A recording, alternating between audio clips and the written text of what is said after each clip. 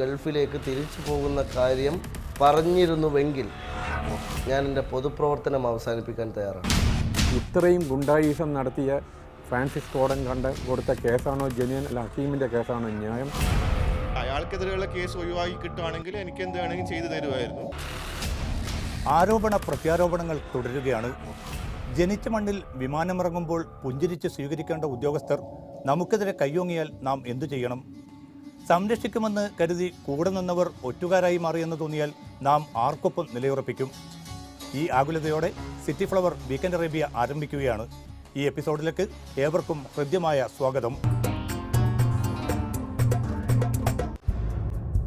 2015 December 2 Karipur വിമാനത്താവളം. രാവിലെ 10.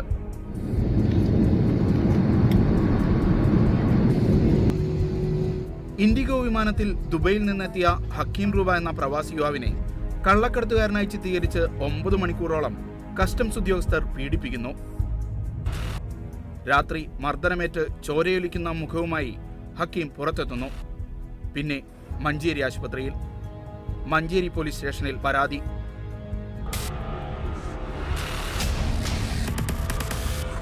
തൊട്ടുപിന്നാലെ കൃത്യനിർവഹണം തടസ്സപ്പെടുത്തിയെന്ന പരാതിയുമായി കസ്റ്റംസും പോലീസ് സ്റ്റേഷനിൽ. ഡിസംബർ 3 2 കേസിലും FIR. ഹക്കീം റൂബയ്ക്ക് ജാമ്യമില്ലാ വകുപ്പ്. ഡിസംബർ 6 ഹക്കീം കോടതിയിൽ മുൻകൂർ ജാമ്യത്തിന് അപേക്ഷിക്കുന്നു. ഡിസംബർ 14 സംഭവം കേരള നിയമസഭയിൽ സബ്മിഷനായി ഉന്നയിക്കുന്നു. കേസില്ലാതെ മടക്കയാത്രയ്ക്ക് അവസരമൊരുക്കണമെന്നായിരുന്നു ലീഗ് MLA KM ഷാജിയുടെ സബ്മിഷൻ. കസ്റ്റംസ് ഉദ്യോഗസ്ഥനെതിരെ നടപടിയെടുക്കുമെന്നും കേസില്ലാതെ യാത്രയ്ക്ക് അവസരമൊരുക്കുമെന്നും സഭയിൽ മന്ത്രി KC ജോസഫിന്റെ മറുപടി. ഡിസംബർ 15 ഹക്കീമിന് ജാമ്യം. കോളിളക്കം സൃഷ്ടിച്ച സംഭവത്തിൽ ഹക്കീം റൂബയ്ക്കെതിരെ കസ്റ്റംസ് നൽകിയ കള്ളക്കേസ് ഒഴിവാക്കുമെന്ന് നേതാക്കളുടെ ഉറപ്പ്. ഡിസംബർ 19 മർദ്ദനം അഴിച്ചുവിട്ട ഉദ്യോഗസ്ഥൻ ഫ്രാൻസിസ് കോടങ്കണ്ടത്തിന് വിമാനത്താവളത്തിൽ നിന്ന് മാനാഞ്ചിറയിലെ ഓഫീസിലേക്ക് സ്ഥലം മാറ്റം. വിജയാഘോഷവുമായി മുസ്ലിം യൂത്ത് ലീഗ് നേതാക്കൾ. ഒരു ദുരനുഭവം ഉണ്ടാകാൻ പാടില്ല. ഹക്കീം തിരിച്ചുപോകും, പക്ഷേ യാത്രയയക്കാൻ ഫ്രാൻസിസ് കോടങ്കണ്ടം ഉണ്ടാവില്ലെന്ന് നജീബ് കാന്തപുരത്തിന്റെ ഫേസ്ബുക്ക് പോസ്റ്റ്. ഡിസംബർ 27 ഹക്കീം ദുബൈയിൽ തിരിച്ചെത്തുന്നു. മാർച്ച് ആദ്യവാരം മഞ്ചേരി കോടതിയിൽ ഹാജരാകാൻ ഹക്കീം റൂബയ്ക്ക് കോടതിയുടെ സമൻസ്. കസ്റ്റംസ് നൽകിയ പരാതിയിൽ ഹക്കീമിനെതിരെ കേസ് തുടരുകയാണ്. അദ്ദേഹം ദുബൈയിൽ നിന്ന് മഞ്ചേരി കോടതിയിലെത്തണം. എന്നാൽ ഹക്കീമിനെ മർദ്ദിച്ച ആ ഉദ്യോഗസ്ഥനെതിരായ കേസ് എവിടെ? കസ്റ്റംസിൻ്റെ വിവരാവകാശ വിഭാഗത്തിലേക്ക് സ്ഥലം മാറ്റിയ ആ ഉദ്യോഗസ്ഥൻ പുതിയ ഉദ്യോഗക്കയറ്റത്തിന് കുപ്പായം തയ്പ്പിച്ച് കാത്തിരിക്കുകയാണ്. ഇവിടെ ഒരു ചോദ്യം പ്രസക്തമായും ഉയരുന്നു. ആര് ആർക്കു വേണ്ടിയാണ് ചരട് വലിക്കുന്നത്? എനിക്കെതിരെ കുറ്റപത്രം കൊടുത്തിട്ടാണ് എനിക്ക് സമൻസ് വരുന്നത്. അപ്പം ഒന്നെങ്കിൽ ഇതിൽ ഇടപെട്ട രാഷ്ട്രീയക്കാർക്ക് എന്നെ സഹായിക്കാൻ പറ്റിയില്ല, അതല്ലെങ്കിൽ ഇടപെട്ട രാഷ്ട്രീയക്കാർ അവരുടെ മേലുണ്ടായിരുന്ന വേറെ സമ്മർദ്ദം കാരണം അവർ സഹായിക്കാതെ മാറി നിന്നു എന്ന് വേണം കരുതാൻ. ഹക്കീം റൂബ ഇഷ്യൂവിൽ വളരെ കൃത്യമായി ഞങ്ങൾ ചെയ്ത കാര്യങ്ങൾ ഞങ്ങൾ തുറന്നു പറയാം. ഞങ്ങൾ ഇതിനെ ഒരിക്കലും രാഷ്ട്രീയമായി കാണുകയോ രാഷ്ട്രീയ മുതലെടുപ്പിന് വേണ്ടി ഉപയോഗിക്കുകയോ അത്തരത്തിലുള്ള ഒരു പ്രവണതയോടുകൂടി ഇതിനെ സമീപിക്കുകയോ ചെയ്തിട്ടില്ല. ഈ വിഷയത്തിൽ 2 കാര്യങ്ങളാണ് കളവ് പറയുന്നത്.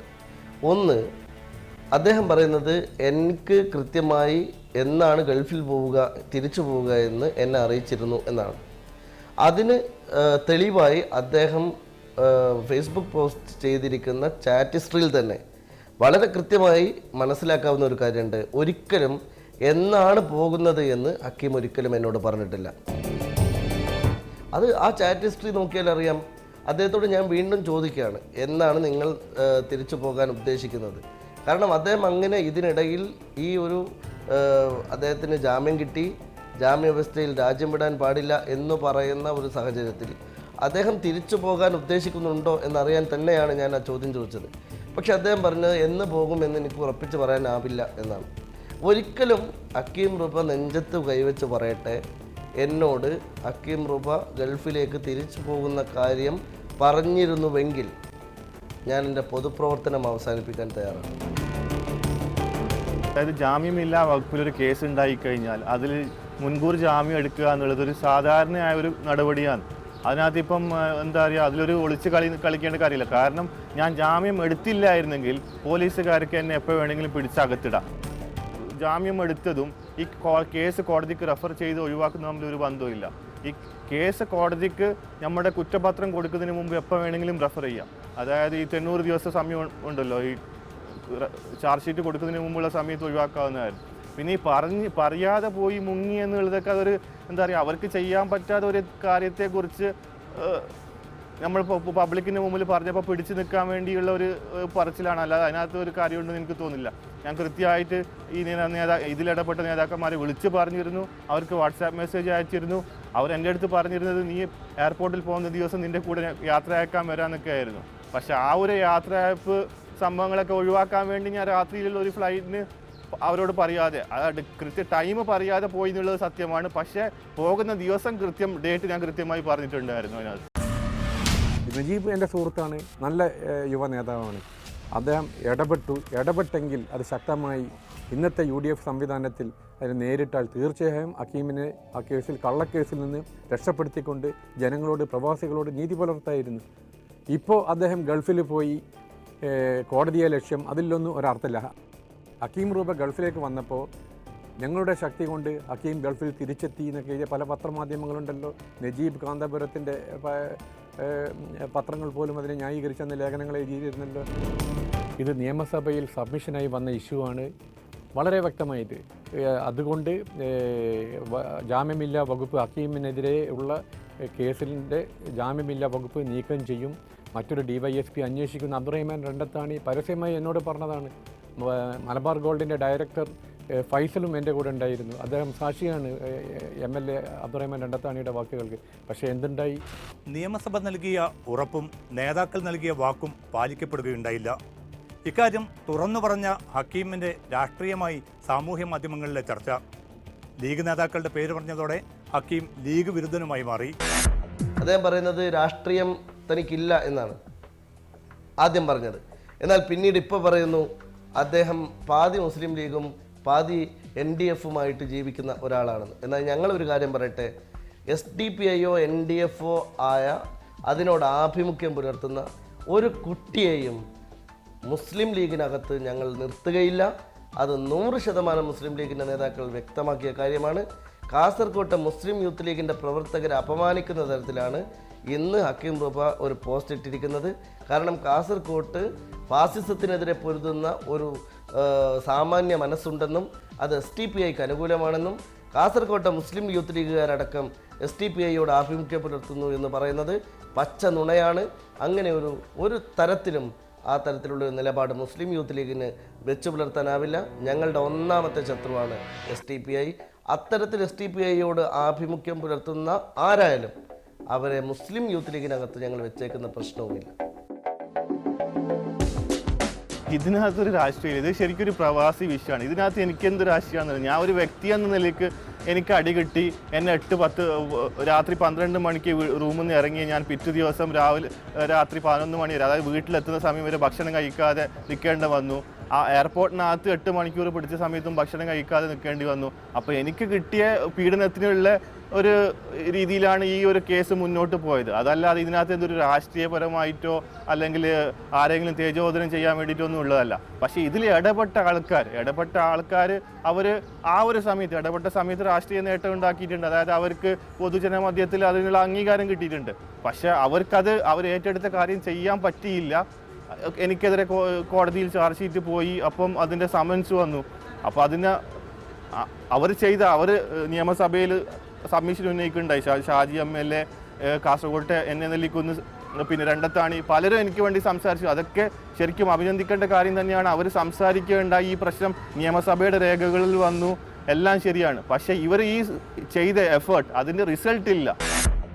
SDPIയോ യുവമോർച്ചയോ മാർക്സിസ്റ്റ് പാർട്ടിയോ അതൊന്നും നമുക്ക് നോക്കേണ്ട ആവശ്യമില്ല. ഒരു മനുഷ്യൻ ഒരു മനുഷ്യൻ ആരായിക്കോട്ടെ അദ്ദേഹം പീഡിക്കപ്പെട്ടു, അനാവശ്യമായി പീഡിക്കപ്പെട്ടു, അവൻ്റെ അവകാശമാണ് അവിടെ നിഷേധിക്കപ്പെട്ടത്. ഒരു മനുഷ്യനെ ഒരു മൃഗതുല്യത്തിൽ ട്രീറ്റ് ചെയ്ത ഓഫീസർക്കെതിരെ ശക്തമായി പോരാടുക മാത്രമല്ല അയാൾക്കെതിരെ നടപടി ഉണ്ടാക്കേണ്ടതിന് അയാൾ ചെയ്ത കള്ളക്കേസ് വെളിച്ചത്തെ കൊണ്ടുവരേണ്ടതിന് ഹക്കീം റൂബയുടെ മേലെ ചളിവാരി എറിഞ്ഞതിൽ അർത്ഥമില്ല. ഒരു പ്രവാസി എന്ന നിലയ്ക്ക് എന്നെ സംബന്ധിച്ചുള്ള രാഷ്ട്രീയമില്ല. ഫ്രാൻസിസ് കോടങ്കണ്ടത്ത് എന്ന് പറയുന്നത് അത്ര ചെറിയ മീനല്ല എന്നെല്ലാവർക്കും അറിയാം. എന്നിട്ട് പോലും അദ്ദേഹത്തിനെതിരെ കൃത്യമായി നടപടിയെടുക്കാനുള്ള സാഹചര്യമുണ്ടായത് മുസ്ലിം യൂത്ത് ലീഗ് നടത്തിയിട്ടുള്ള പോരാട്ടത്തിൻ്റെ ഫലമാണ്. അതിൽ മറ്റൊരു കക്ഷിക്കും അവകാശപ്പെടാൻ ഒന്നുമില്ല എന്ന് ഞാൻ ഇവിടെ ഉറപ്പിച്ചു പറയുകയാണ്. ഈ തെരഞ്ഞെടുപ്പ് കാലത്തും ഫ്രാൻസിസ് കോടങ്കണ്ടം എന്ന കസ്റ്റംസ് ഉദ്യോഗസ്ഥൻ ചെറിയ മീനല്ല എന്ന് സമ്മതിക്കുകയാണ് ഭരണപക്ഷത്തുള്ള നേതാക്കൾ പോലും. പൊതുജന സേവകനായിരിക്കേണ്ട ഒരു കസ്റ്റംസ് ഉദ്യോഗസ്ഥനെ ചെറിയ മീനിൽ നിന്ന് കൊമ്പൻ സ്രാവായി വളർത്താൻ സഹായിക്കുന്ന സാഹചര്യം സൃഷ്ടിക്കുന്നത് ആരാണ്? എയർപോർട്ട് ബൈ റിക്വസ്റ്റ് ചെയ്തിട്ട് എയർപോർട്ടിൽ നിയമനം നേടി. അതിനുശേഷം അദ്ദേഹം ചെയ്ത അഴിമതി കഥകൾ എനിക്ക് ഒരുപാട് പറയാനുണ്ട്. അദ്ദേഹത്തിന് ഡൽഹി അക്കാദമിയുടെ സാഹിത്യ അക്കാദമിയുടെ അവാർഡ് കിട്ടി. അവാർഡ് വാങ്ങിക്കാൻ ഡബിൾ TA സർക്കാരിൽ നിന്ന് വാങ്ങിയ TA, അക്കാദമിയിൽ നിന്ന് വാങ്ങിയ TA. ആ അന്വേഷണം സ്റ്റാർട്ട് ചെയ്തപ്പോൾ അദ്ദേഹത്തിന് സ്വാധീനം ഉപയോഗിച്ചുകൊണ്ട് ആ അന്വേഷണത്തെ മരവിപ്പിച്ചു. അത് ഭയങ്കര ഗുരുതരമായ വീഴ്ചയാണ്. അതുപോലെ മഹാത്മാഗാന്ധിയുടെ ചിത്രം വരച്ചു 40,000 റുപ്യക്കാണ് കസ്റ്റംസിന് വിൽപ്പന നടത്തിയതെന്ന് പറയുന്നത് കസ്റ്റംസ് കമ്മീഷണറേറ്റ് ഓഫീസ്. അദ്ദേഹം ചിത്ര രചി ഉണ്ടാക്കുന്ന ആളാണ്. ഒരുപാട് നല്ല നല്ല ചിത്രങ്ങൾ രചിച്ചിട്ടുണ്ട്. പക്ഷേ ഈ ചിത്രങ്ങൾ കോടികൾക്ക് വിൽക്കപ്പെടുന്നു, ലക്ഷങ്ങൾക്ക് വിൽക്കപ്പെടുന്നു. ആരാണ് ഈ ചിത്രങ്ങൾ വാങ്ങിക്കുന്നതെന്ന് കൂടി അന്വേഷിക്കണം. CBI അന്വേഷിക്കണം. അദ്ദേഹം നിഷ്കളങ്കനാണ് ആയിക്കോട്ടെ, നമുക്ക് കുഴപ്പമില്ല. പക്ഷേ ഇതെല്ലാം ഒരു അന്വേഷണത്തിന് വിധേയമാക്കണം. ഒരുപാട് കസ്റ്റംസ് ഉദ്യോഗസ്ഥന്മാർക്ക് സ്വർണ്ണക്കള്ളക്കടത്തുകാരായിട്ട് നല്ല ബന്ധമുണ്ട്. 2 വിഭാഗങ്ങൾ കൂടി സ്വർണ്ണക്കള്ളക്കടത്ത്. മിസ്റ്റർ A, മിസ്റ്റർ B സ്വർണ്ണക്കടത്ത് കുറേ കാലം കണ്ടിന്യൂ ചെയ്യും. അപ്പോൾ മിസ്റ്റർ B ആ ഗ്യാങ്ങിൽ നിന്ന് വിടുമ്പോൾ മിസ്റ്റർ Aയുടെ കള്ളക്കടത്ത് ഇൻഫോം ചെയ്തുകൊണ്ട് ഇവരെ കൊണ്ട് പിടിപ്പിക്കും. അപ്പോൾ അതിനുള്ള കമ്മീഷൻ കിട്ടും, ഗവൺമെൻറ് എന്നുള്ള ബെനിഫിറ്റ് കിട്ടും. ഇതേ സമയം മറ്റുള്ള ടീം കൊണ്ടുവന്ന കള്ളക്കടത്ത് ഇഷ്ടം പോലെ പുറത്തൊഴുകുന്നുണ്ട്. കോടിക്കണക്കിന്. ഇപ്പോൾ നിങ്ങൾ 100 കിലോ ഗോൾഡ് കസ്റ്റംസ് പിടിക്കുകയാണെങ്കിൽ 1000 കിലോ പുറത്തിറങ്ങുന്നുണ്ട്. കരിപ്പൂർ വിമാനത്താവളത്തിന്റെ മുഖത്ത് ഇത്തരത്തിൽ കരിപുരളുന്നത് ആദ്യമായല്ല. അതുവഴി കടന്നുവരാൻ സമൂഹത്തിൽ അറിയപ്പെടുന്നവർ വരെ ഭയപ്പെടുകയാണ്. മലയാളികളുടെ സംഗീത സംവിധായകൻ, ലോക മലയാളികളുടെ സംഗീത M. ജയചന്ദ്രൻ കോഴിക്കോട് കരിപ്പൂർ വിമാനത്താവളത്തിൽ വിമാനം ഇറങ്ങിയപ്പോൾ വളരെ മോശമായ രീതിയിൽ പെരുമാറുകയും അദ്ദേഹത്തെ നടന്ന് ആക്രമിക്കാൻ വരെ ശ്രമിച്ചു എന്ന് സാക്ഷിമൊഴിയുണ്ടായി. ഭ്രാന്തിളകിയ പൂച്ചയെ പോലെയായിരുന്നു ജയചന്ദ്രനെ അറ്റാക്ക് ചെയ്യാൻ ആ ഓഫീസർ ശ്രമിച്ചു എന്ന് പറഞ്ഞു. സാക്ഷിമൊഴികൾ എല്ലാം അധികൃതർ ഡൽഹിയിലെത്തിച്ചു. പക്ഷെ എന്തുണ്ടായി? ഉന്നത ഇടപെടൽ. കേന്ദ്ര മന്ത്രിസഭയിലെ ഒരു മുൻ നേതാവ് ഇടപെട്ടു CPM റഷീദിനെ രക്ഷിക്കാൻ വേണ്ടി. എന്തിന്? നൂർബിനയുടെ ഹസ്ബൻഡാണ്. അതാണ് ഇവിടുത്തെ പ്രശ്നം. അപ്പോൾ ഇടപെടലുകളും ഇൻഫ്ലുവൻസുകളും ഉണ്ടെങ്കിൽ ഇന്ത്യൻ കസ്റ്റംസിലും എന്തും നടക്കും. നാട്ടിലൊരു 4 ആഴ്ച അടുപ്പിച്ചു നിന്ന് കേസ് നടത്താൻ പോലും കഴിയാത്ത പ്രവാസിയുടെ പരിമിതികളാണ് ഈ ഉദ്യോഗസ്ഥർ മുതലെടുക്കുന്നത്. ഇപ്പോൾ എനിക്ക് ഈ കേസിൻ്റെ പുറകെ നടക്കണം, ഇത് ഓരോ 1-2 മാസം ഇടവിട്ട് കോടതിയിൽ ഹാജരാവണം, അങ്ങനെ പല പ്രശ്നങ്ങളും വരും. ഈ പ്രവാസികളുടെ ഈ ഒരു ബലഹീനത മനസ്സിലാക്കി തന്നെയാണ് ഉദ്യോഗസ്ഥർ യാത്രക്കാരെടുത്തും പ്രവാസികളുടെ അടുത്തൊക്കെ ഇത്രയും മോശമായ രീതിയിൽ പെരുമാറുന്നതും. യമനല്ല, അഫ്ഗാനിസ്ഥാനല്ല, നമ്മുടെ ദൈവത്തിൻ്റെ സ്വന്തം നാട്ടിലെ കോഴിക്കോട് ഇത്രയും ഗുണ്ടായിസം നടത്തിയ ഫ്രാൻസിസ് കോടങ്കണ്ടം കൊടുത്ത കേസാണോ ജെന്യുവൻ, അല്ല ഹക്കീമിൻ്റെ കേസാണോ ന്യായം? മുഖ്യധാര രാഷ്ട്രീയ പാർട്ടികൾ ഇരട്ടത്താപ്പ് തുടരുമ്പോഴും ഹക്കീം റൂബയ്ക്ക് പിന്തുണയുമായി പലരും മുന്നോട്ട് വരുന്നുണ്ട്. ഇപ്പോൾ സമൻസ് വന്ന സാഹചര്യത്തിൽ ഈ കേസ് വിഡ്രോ ചെയ്യാനോ അല്ലെങ്കിൽ കൗണ്ടർ കേസ് കൊടുക്കാനോ ഒക്കെയുള്ള സംവിധാനങ്ങൾ ഇദ്ദേഹത്തെ സഹായിക്കാൻ പരമാവധി സാധിക്കണം. അതിനുള്ള ശ്രമം നമ്മളെല്ലാവരും നടത്തണം. പ്രവാസികളുടെ ഒരു വെല്ലുവിളിയാണ് ഇത്. ഇത്തരം സാഹചര്യങ്ങളിൽ സർക്കാർ പുതുതായി അവതരിപ്പിച്ച പ്രവാസി കമ്മീഷൻ പോലുള്ള സംവിധാനങ്ങൾ അനുഗ്രഹമാകുമെന്ന് പ്രതീക്ഷിക്കാൻ കഴിയുമോ എന്നും അന്വേഷിക്കേണ്ടതുണ്ട്. ഈ പ്രവാസി കമ്മീഷൻ ഈ അടുത്ത് വന്നതാണ്. നമുക്ക് കുറച്ച് പരീക്ഷിക്കേണ്ട ആവശ്യമുണ്ട്. കാത്തിരുന്ന് കാണാം. പക്ഷേ എനിക്ക് വലിയ പ്രതീക്ഷ ഒന്നുമില്ല. പക്ഷേ കാത്തിരുന്ന് കാണാം. ഇതേ സംവിധാനത്തിൽ കൂടെ തന്നെ പോവുകയാണെങ്കിൽ വലിയ പ്രതീക്ഷ ഒന്നുമില്ല. ഒരു തെരഞ്ഞെടുപ്പിന് മുമ്പിൽ ഈ വിഷയം വീണ്ടും ഉയർത്തിക്കൊണ്ടുവരുന്നതിന് പിറകിൽ കൃത്യമായ രാഷ്ട്രീയമുണ്ട്. കാരണം ഹക്കീം റൂബയ്ക്കെതിരെ പുതുതായ ഒരു കേസോ പുതുതായൊരു നടപടിയോ പുതുതായൊരു പ്രശ്നമോ ഉണ്ടായിട്ടില്ല. ആകെ ഉണ്ടായത് സ്വാഭാവികമായുള്ള കോടതി നടപടി. കേസ് കോടതിയിലെത്തിയാൽ ഏതാൾക്കും സമൻസ് വരിക സ്വാഭാവികമാണ്.